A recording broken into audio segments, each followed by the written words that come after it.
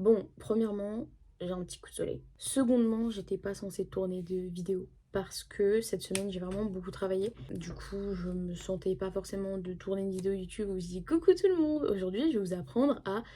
Non, je me sentais pas trop dans ça. Mais j'ai quand même eu envie de tourner la vidéo. Donc, troisièmement, je tourne avec mon téléphone. Voilà, ça fait, je pense, quelques mois que j'ai pas tourné avec mon téléphone parce que j'ai acheté une caméra. Bref, mais là, flemme de poser ma caméra et tout, grosse flemme. Je vais te partager ce à quoi je pense depuis quelques jours maintenant, parce que souvent, en fait, je tourne mes vidéos YouTube en avance. Donc, entre le moment où j'ai posté la vidéo et le moment où tu la vois, il y a probablement 2 semaines d'écart. Donc en 2 semaines, tu as le temps de penser à énormément de choses. Cette vidéo sortira le lendemain de quand je l'aurai tournée, quoi. Donc il y aura 24 heures d'écart. Premièrement, de par mon expérience ces derniers jours, je tiens à dire qu'il faut suivre ce qui te passionne dans la vie. Enfin, pas ce qui te passionne. Ce qui te fait ressentir quelque chose de logique. Ça a aucun sens, ce que je viens de dire. Ce pourquoi. Ce qui a du sens, en fait. En gros, c'est ça que je veux dire. Tu dois suivre ce qui a du sens pour toi. Pourquoi est-ce que je dis ça? J'ai fait des missions dans des hôtels, puisqu'en fait, il y a eu les Lions à Cannes. Et bah, du coup, il y a eu beaucoup d'intérim. Et c'est bien payé. Enfin, c'est bien payé, entre guillemets. Bref, en plus de mon taf, du coup, je me suis dit, vas-y, je vais faire de l'intérim. Comme ça, je vais faire plus d'argent, parce qu'ici, on est déter. Et du coup, je travaille en hôtellerie, etc. Et c'est des métiers qui sont pas franchement faciles. Enfin, je veux dire, tu vois, le vigile à l'entrée de l'hôtel, il est super classe et tout. Tu vois, les femmes de chambre, elles sont super bien habillées, tout ça. Mais le personnel, etc., enfin, c'est vraiment ghetto, je trouve. Et pas dans le sens cité, mais dans le sens compliqué. Et bref, et en fait, en plus de mon taf aussi, parce que pour ceux qui ne savent pas, du coup, je travaille dans une boutique de vêtements. Je me suis rendu compte que, enfin, moi, je suis du genre créatif. C'est-à-dire que quand tu me mets dans des jobs type salariat où je dois pas vraiment réfléchir à une stratégie, où je suis pas vraiment incluse dans la stratégie, dans la réflexion de la compagnie, quand moi-même, je n'y ai pas réellement d'avantage, tu vois, travailler au SMIC, pour certaines personnes, c'est bien. Pour moi, c'est pas assez. Moi, j'ai envie... je préfère avoir des parts dans une société et que le résultat final dépende de moi et que les problèmes, etc., retombent sur moi, plutôt que de juste être payé pour faire une tâche, parce qu'en fait, j'y trouve pas vraiment beaucoup de sens, quoi. Donc, le conseil numéro 1 que je te donne, c'est de trouver du sens, pardon, à ce que tu fais. Je trouve que c'est très important, en fait. Euh, et souvent, quand on se sent pas bien dans une situation, c'est simplement parce qu'il n'y a aucun sens à ce qu'on fait. Voilà, ça n'a pas de sens, tu sais très bien que ça n'a pas de ssens, mais tu ne veux pas te l'avouer parce que tu ne vois pas d'autre porte de sortie. Donc tu te dis non, mais c'est moi, c'est parce que je suis trop capricieuse ou j'arrive pas à m'intégrer. Enfin, je sais pas, bref, tu te dis des trucs et c'est juste des excuses qui justifient le fait que tu restes dans cette situation. Alors, c'est pas facile évidemment de trouver la situation et l'opportunité pour faire quelque chose qui a du sens pour toi. Et puis, c'est pas facile tout court en fait de trouver une place, une position dans laquelle tu te sens bien. C'est le concept. Parce que sinon, bah, le monde serait simplement heureux, quoi. Si c'était facile, et tout le monde serait satisfait, et puis il n'y aurait pas de pauvres, et puis il n'y aurait pas de riches, enfin, tout le monde serait... Enfin bref, t'as capté un peu l'idée. La seconde chose que je dirais, c'est les gens ne veulent pas que tu réussisses. Voilà, alors ça, je l'ai appris vraiment... Enfin, je savais que les gens, en général, ne veulent pas qu'on réussisse, du moins, pas plus qu'eux, hein. Parce que quand tu commences à réussir plus qu'eux, ils se sentent intimidés. Et vous la connaissez, la phrase, hein, qui dit que les gens se prennent le reflet de leur inaction et de leur médiocrité. Je tiens aussi à rappeler que le mot médiocrité n'est pas négatif. Médiocrité, ça veut juste dire moyen. Voilà, c'est-à-dire que tout le monde fait, que tout le monde a. Ça s'appelle la médiocrité. Donc, si t'as pas envie d'avoir ce que tout le monde a et de faire ce que tout le monde fait, bah t'as pas envie d'être médiocre. Point à la ligne. Bref, les gens ne veulent pas que tu réussisses. Parce que du coup, ça leur envoie ce qu'ils ne font pas, ce qu'ils ne sont pas, ce qu'ils ne seront probablement jamais d'ailleurs. Toutes les promesses qu'ils se sont fait, qu'ils ont juste jetées à la poubelle, là, comme ça. Mais surtout, en fait, les gens vont être de sacrés hypocrites. De sacrés hypocrites. Mais vraiment, les personnes auxquelles vous vous attendrez pas. Les gens vont être d'énormes hypocrites. Ils vont conspirer dans ton dos, tu vois. C'est pour ça que, même encore maintenant, j'ai essayé d'apprendre à le faire. Ne raconte pas ce que tu veux faire. Ne raconte pas ce que tu vas faire. Ne raconte pas. Ne raconte pas ce que tu as. Ne partage pas, etc. Et je sais que c'est assez drôle que je dise ça, moi, alors que je suis sur les réseaux sociaux. Je le sais, évidemment, je le sais. Après, moi, les réseaux sociaux font partie de ma stratégie. Donc, je maintiens le fait qu'il faille en dire le moins possible parce que, encore une fois, citation, les gens ne peuvent détourner des plans dont ils n'ont pas connaissance. C'est vraiment aussi simple que ça. Que ce soit tes parents, que ce soit tes frères et sœurs, que ce soit tes cousins, que ce soit tes amis, que ce soit tes collègues de travail, que ce soit tes ennemis du coup au passage, ne leur dis pas ce que tu vas faire. Parce que les gens en face de toi, je vous promets que genre là, ça vient de m'arriver quoi. Ils vont faire semblant d'être super heureux pour toi. Genre vraiment en face de toi, ils vont être là, mais incroyable ce que tu fais. Genre vraiment, donne-moi des conseils et tout, et nanani, et nanana, et tu vas aller loin, mais je te le souhaite vraiment. Le pire que je te souhaite, c'est que ça marche, etc. Alors que derrière, ils vont. C'est teubé en plus, c'est vraiment débile de faire ça. Ils vont aller dire aux gens qui sont jaloux, qui comprennent pas pourquoi t'as ça, que c'est injuste. Voilà, faut les plaindre en gros. Et donc mon message est le suivant. Ne regardez pas à côté. Ne regardez pas à côté les gens qui font semblant d'avoir des trucs, premièrement. Je sais que je divague de ouf, mais ne regardez pas à côté parce que les gens en fait qui montrent qu'ils ont, n'ont pas. Et encore une fois, dans quelques temps, quand on ne pourra plus venir attraper ma veste, je vous partagerai de vraies histoires de gens qui font semblant, parce que moi j'habite dans le sud de la France, ok, j'habite entre Cannes et Antibes. Donc les gens qui font semblant là, de Théoul-sur-Mer à Monaco, je les connais. Les gens qui font des fausses stories, des faux couples, etc. Je les connais. Je les connais. Et quand vous voyez leur Instagram et leur TikTok et tout, vous dites, mais ces gens-là sont riches, mais ils ont une vie incroyable. Si vous saviez dans quelles circonstances ont été prises ces choses. Mais bref, ça c'était une aparté pour te dire que les gens qui font genre qu'ils ont n'ont rien. Parce que la plupart du temps, les gens qui ont ne montrent pas parce qu'ils sont trop occupés à avoir. Après, encore une fois, si tu bosses sur les réseaux sociaux, bon, c'est encore une autre histoire. Bref. De quoi je parlais à la base? Je parlais des gens qui montrent. Ah oui, des gens qui ne montrent pas du coup. Les gens qui ne montrent pas leur haine. Non, là, j'ai perdu le fil de ma pensée. J'ai perdu le fil de ma pensée, mais bref, en gros, il m'est arrivé un truc là. Où je suis un petit peu chagouard. Du seum des gens. Et surtout, les gens commencent à venir me gratter l'amitié. Enfin, ça fait un petit moment déjà qu'on me gratte l'amitié, etc. Et peu importe, hein, ça peut être les réseaux sociaux, ça peut être pour autre chose. Hein. Ça peut être parce que ta famille a de l'argent, ça peut être parce que t'es beau ou t'es belle, ça peut être parce que t'as une piscine, j'en sais rien, tu vois. Ça peut être pour beaucoup de choses, parce que t'as des bonnes notes, ou des trucs comme ça. Voilà, tout ça pour te rappeler que méfie-toi des gens qui se pointent comme ça dans ta vie, qui font semblant d'être super sympas avec toi, alors que derrière, ils te descendent. Ils te descendent, ils ont le seum de toi. Je sais pas si tu crois à l'œil ou quoi. Moi, je crois au fait qu'on se porte l'œil tout seul.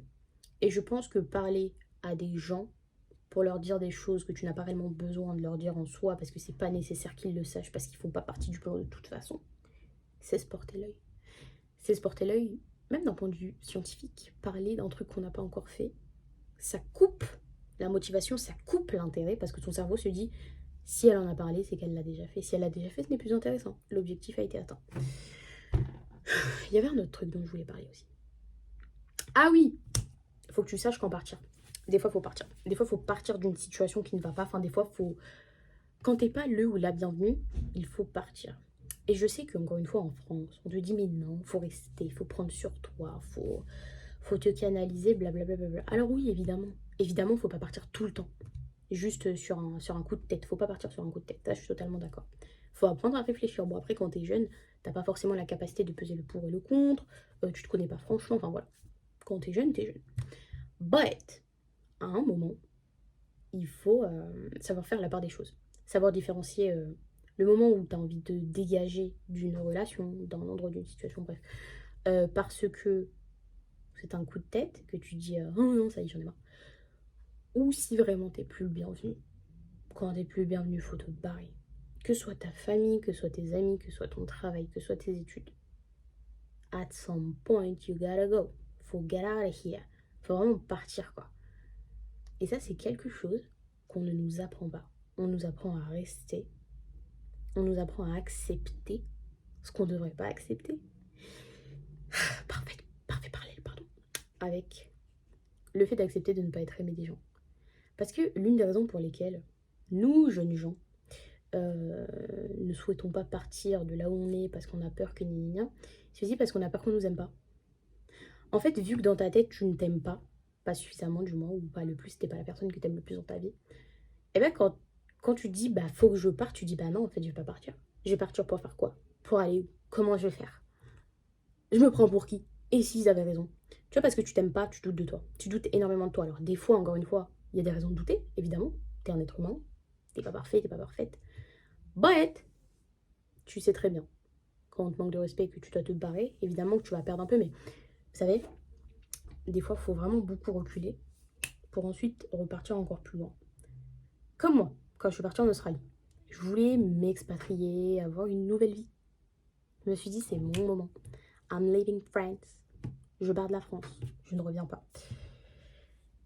6 mois plus tard, me revoilà dans ma chambre avec mon frère comme voisin et ma mère comme voisine, quoi. Et donc, pendant un instant, je me suis quand même dit... donc, je suis partie. J'ai fait tout ça. Et me voilà de retour.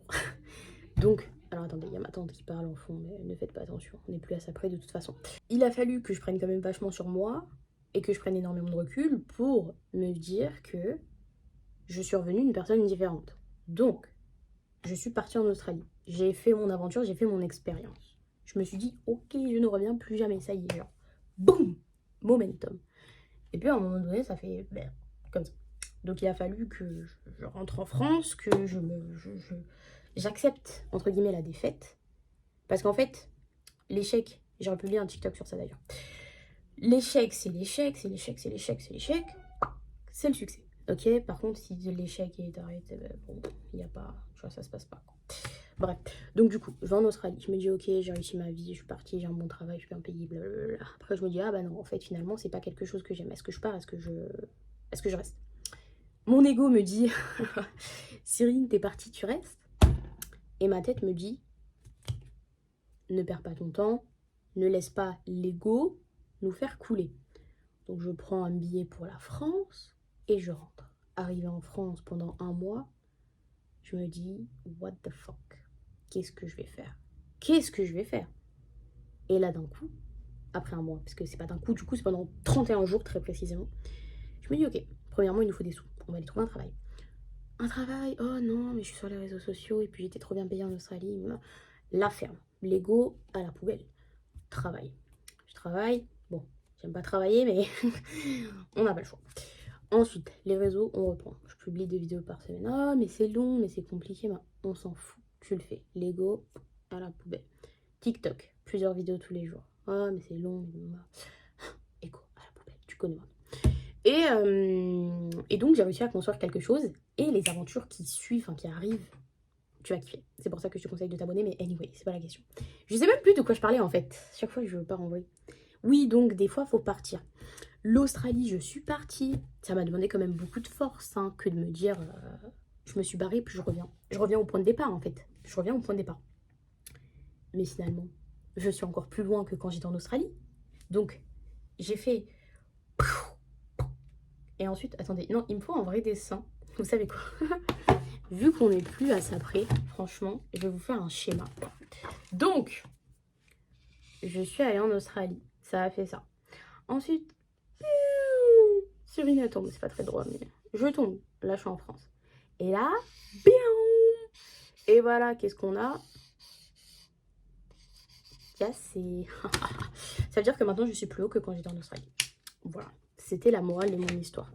Donc, simplement, des fois, tu as besoin, comme avec un... Comment on appelle ça, là? Vous savez, quand on... Bah, tu as besoin de reculer pour partir plus loin, quoi. Et donc, c'était vraiment la morale de mon histoire. Les gens vont essayer de vous... Comme ça. Do not listen to them. Ne les écoutez pas. Et je suis tellement fatiguée. Si tu savais, je suis fatiguée. Je m'étais dit que j'allais pas poster de vidéos, mais je vais poster des vidéos parce qu'en fait, je travaille. Ça fait 2 mois que je travaille, d'accord? Donc, je vais pas gâcher mes stats YouTube comme ça. Et en plus, je te promets qu'il y a des réflexions qui me hantent. Chaque fois, je me dis, mais non, j'ai pas le temps de filmer, mais j'ai pas le temps de filmer. Mais faut que je te partage en fait, parce que c'est quoi? C'est quoi ma chaîne YouTube? C'est un journal de bord. C'est pour toi, mais c'est aussi pour moi. T'imagines dans 10 ans quand je regardais ma vidéo. Je me dirais, je me souviens de ce moment, tout bref. T'as des idées dans ta tête là? On la refait, Cyrine, en français. Tu as des idées dans ta tête, tu ne les quittes pas. Tu n'en parles pas. Je sais que c'est compliqué, je sais que quand tu as l'habitude de tout raconter, ce qui est d'ailleurs mon cas, ah bah, c'est compliqué quand on te dit de la fermer. Mais le truc, c'est que tu vas avec l'expérience te rendre compte que oui, il faut la fermer parce que sinon tu vas prendre cher. Et moi là, rien qu'aujourd'hui, je me suis rendu compte de ça. Les gens ont le seum. Les gens ont le seum. Quand ils peuvent pas croquer avec vous, c'est vous qui vont essayer de croquer. Voilà. Maintenant, il faut être tellement gros que ça rentre pas dans leur bouche, ça casse la mâchoire, etc., etc. Bon, on a compris les métaphores. En tout cas, force à toi pour tes projets. La motivation, ça, je pense que ça n'existe pas. Tout ce à quoi tu dois penser, c'est la vie que tu veux pas. C'est tout ce à quoi tu dois penser. Moi, quand je vais au travail, je me souviens de pourquoi est-ce que je fais tout ce que je fais, et pourquoi est-ce que je pense comme je pense, et pourquoi est-ce que je vais continuer de construire la personne que je suis dans ce sens. Je me souviens, quand j'entends parler des gens qui ne m'aiment pas, pourquoi est-ce que je vais continuer à faire en sorte qu'ils ne m'aiment pas? Parce que il suffit de regarder le type de personnes qui te détestent, de regarder leur vie, de regarder leur personnalité, là où ils en sont, ce qu'ils font, enfin ce qu'ils ne font pas. Et puis tu te dis, ok, j'ai raison, je vais continuer du coup, je vais continuer parce que j'ai vraiment pas envie de leur ressembler. Donc voilà, c'était la morale de mon histoire. Je te fais d'énormes bisous. On s'attrape très prochainement. Et d'ailleurs, normalement, les prochaines vidéos YouTube qui vont sortir seront bien parce que j'ai bien réfléchi. Ça commence à devenir sérieux ces histoires.